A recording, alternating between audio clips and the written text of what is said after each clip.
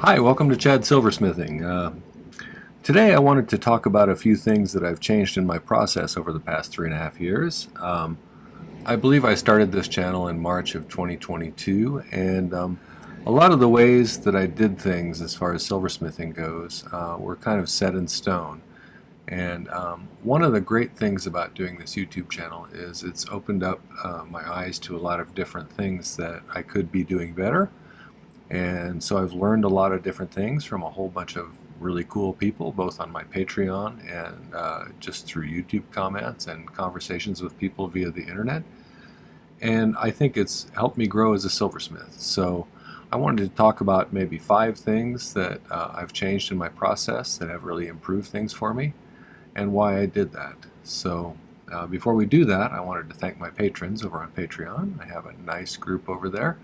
And they are supporters of me financially, but they have also created this really nice environment over there. So it's a really great community.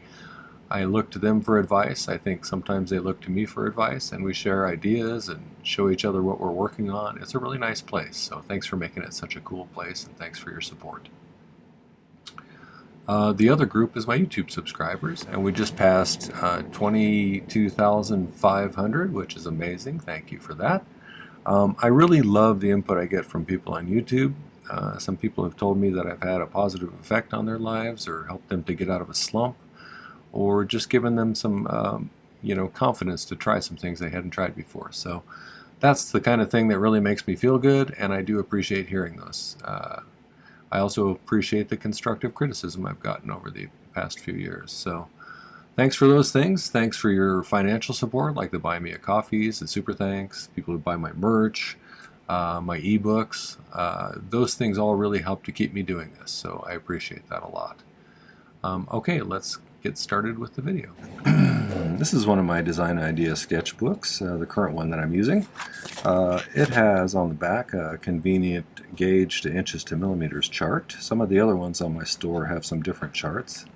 I find these to be super useful in that it gives me a place to keep track of all of my projects and has a nice grid pattern in the background to help me keep my drawings, which are sometimes a little asymmetrical, more symmetrical.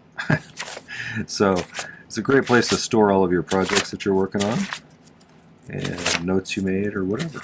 So today we're not going to have much of a sketch because we're talking today, but I wanted to talk about some things I've changed over the past few years. So when I started in the mid-90s, and I took a class or two from a gentleman who was local to the area. And he had very strong ideas about how he did things, and he knew a lot of stuff, and he was quite talented at what he did, and he was a great storyteller. One of the things that he taught me was that you generally can get by with just hard silver sheet solder, which is what I've been doing for 30-some years. And I had it in my head that that was somehow in some way superior by doing that. And one thing I would say that using that for all of my solder joints made it so I learned how to control the heat very well, and it was a good exercise in learning how to use a torch correctly. However, since I started my YouTube channel, I've opened up at the suggestion of a few people to try some other things. And one of the things I've tried are some different kinds of solder, like in particular paste solders. And I have found that there are times where those are super useful, and it has opened up some things I couldn't do before. I still stand by the idea that a lot of times beginners don't have the torch control until they've had a little more experience.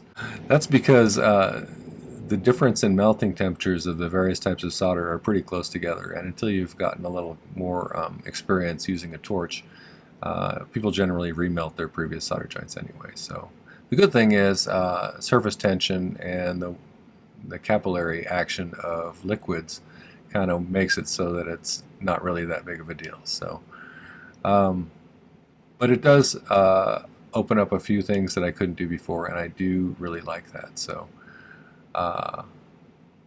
stepping outside of your own little self-imposed box is oftentimes a good idea, and that was one instance of that.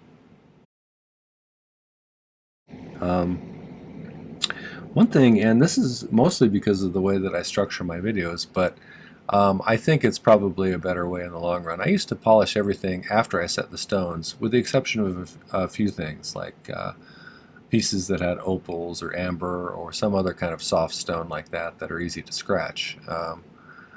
So I would do those ones without a stone and then set the stone, but everything else I did after I set the stones in it. And I think I prefer doing it without the stones in it.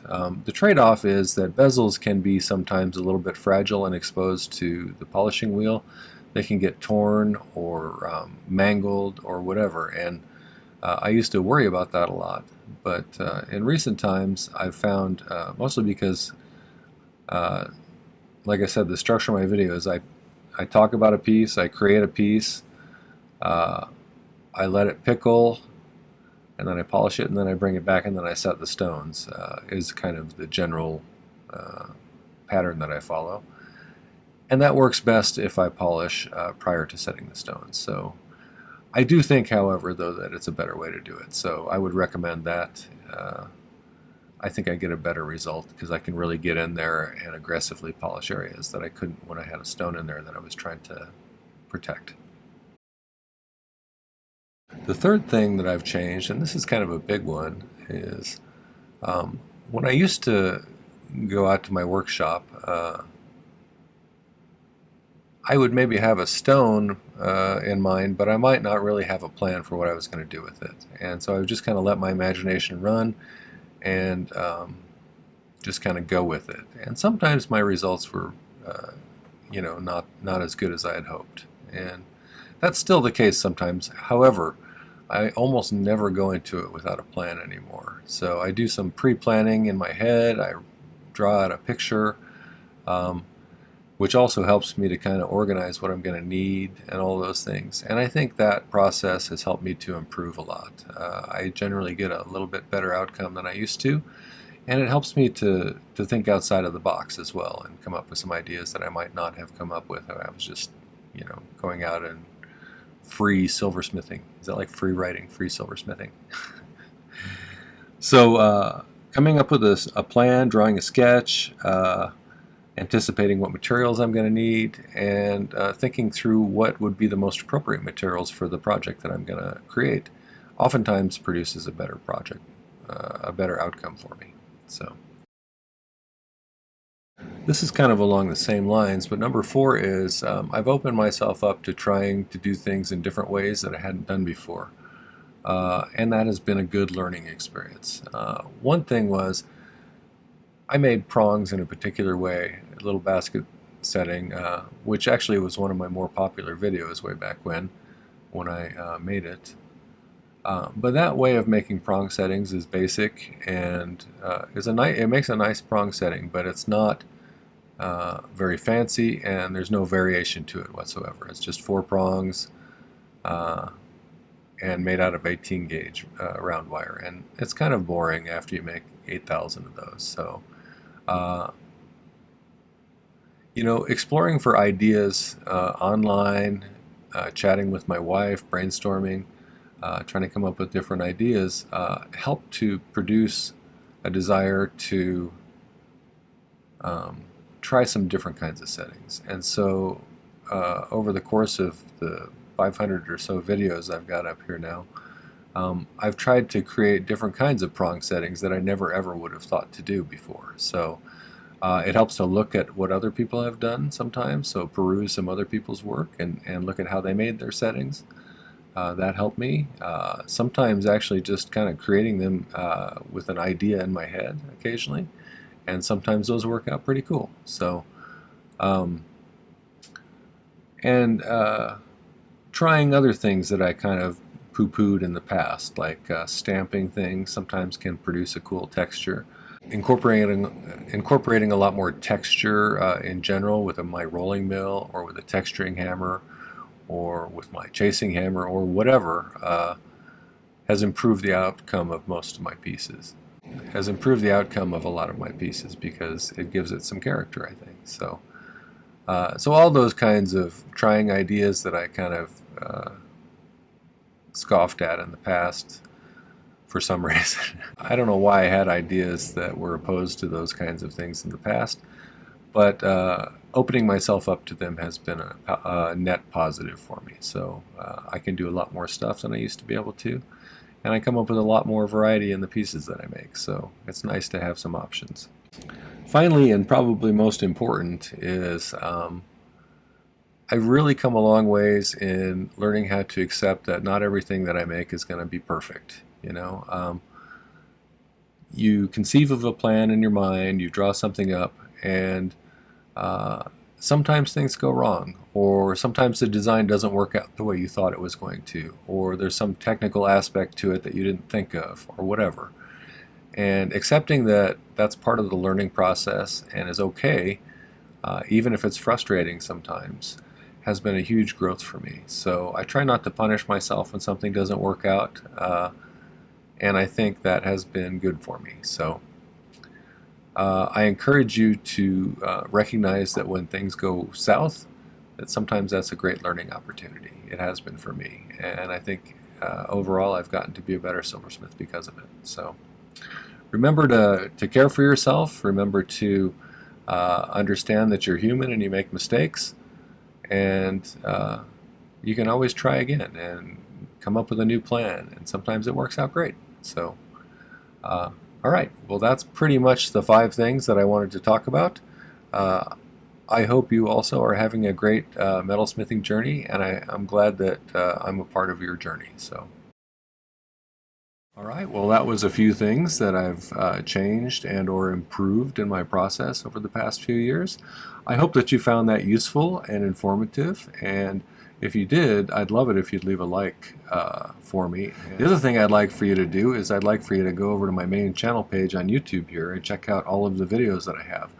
I recently put a chronological list of all of the videos, and there's 500 plus videos now. So I do 3 per week, one on Tuesday, one on Thursday, one on Saturday. So check it out. There's almost certainly something else you'll find interesting or useful over there. There's tons of projects, so if you're looking for project ideas, it's a great place to peruse. Make sure to subscribe to my channel, and don't forget to hit the video description down below. There's some important links there. There's a link to my newest ebook if you want to get one of those. My ebooks are guides to each year's tutorials on YouTube and Patreon. They have a page for each one with a link to the video. It includes a picture of the sketch I made prior to making the piece. It includes a picture of the final product. It has a list of materials, difficulty rating, and notes that I made regarding what I learned or things I might do differently if I was to do the piece again, or just whether I liked it or not, or whether it was hard. All those kinds of things, which I think are extra useful. So check those out. They're a great bargain at $35. If you get both years, 2023s and 2024s, you get $5 off. So check them out. Get yourself one. They're a great way to have a whole bunch of projects right at your fingertips, and a really nice way to support my channel. There's also a link to my Patreon if you want to find out more about that community. That's a really nice group of people with a lot of knowledge. You can even just sign up if you want to support me in the sense that you can get my videos without any advertisements, which is nice. That's the lowest tier at $5 a month. And the other tiers have additional perks, so check that out.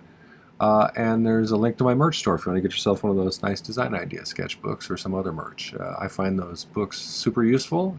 I've filled up 4 or 5 of them now, and I always have a record of what I've made now, so I can go back and figure out how I did it again. All right, well, thanks for coming by. Thanks for watching my video. Take care. Happy silversmithing.